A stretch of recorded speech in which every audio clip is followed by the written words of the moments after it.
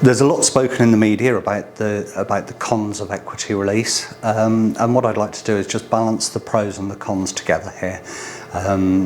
Firstly, I need to say that equity release isn't for everyone, and depending on your circumstances, the cons might outweigh the pros. But for people who it works for, it really is a great product.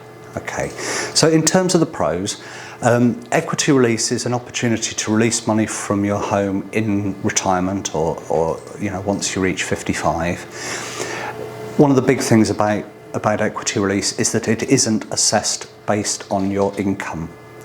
So if you have a much lower income in retirement to when you were working, as most of us do, then there's still a possibility of raising money against your home.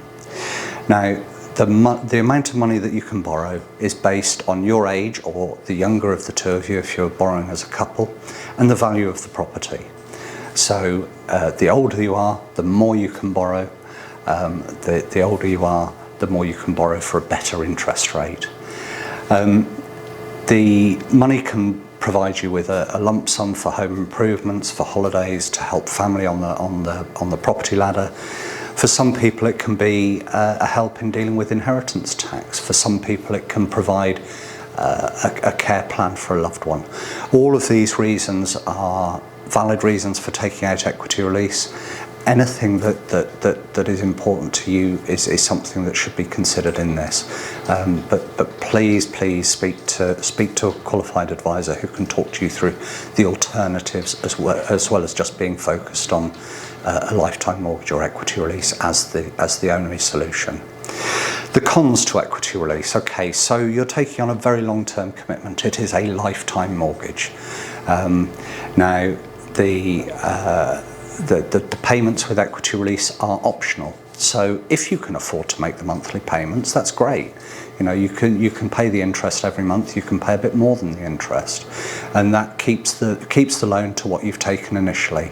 And if you pay more than that, it'll reduce it, just like you'll have done with a normal mortgage in the past.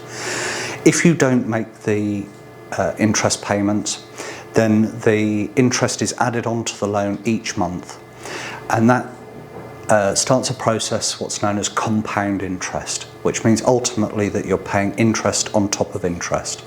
So the amount of interest that you pay in year 10 will be an awful lot more than the interest that you pay in year 1. When you speak to a lifetime mortgage advisor or a widespread later life lending advisor, they'll provide you with a quotation for the recommended equity release plan, and that will show you very clearly an annual calculation of the interest that you'll pay in each year going through the term of the loan, and what the mortgage will have grown up to at the end. Now, in some circumstances, you can effectively find that the loan has accrued to more than the value of the house. Now, this is something that concerns people an awful lot. I have people coming to me saying, well, if the house is in negative equity when I die, how are my family going to be able to pay back the balance?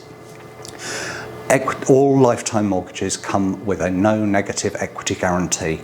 This is one of the key features that was brought in by the Equity Release Council several years ago, and what it means is that after your death, as long as the house is sold for a fair market value at the time, and that's really crucial because we're used to our property market going up, but it is possible that the property market will experience a crash, and that the value of your house may be reduced, and the value of the loan may be more than you would get for selling your house. But as long as the house is sold for a fair market value at the time it's sold, then the lender will swallow any loss.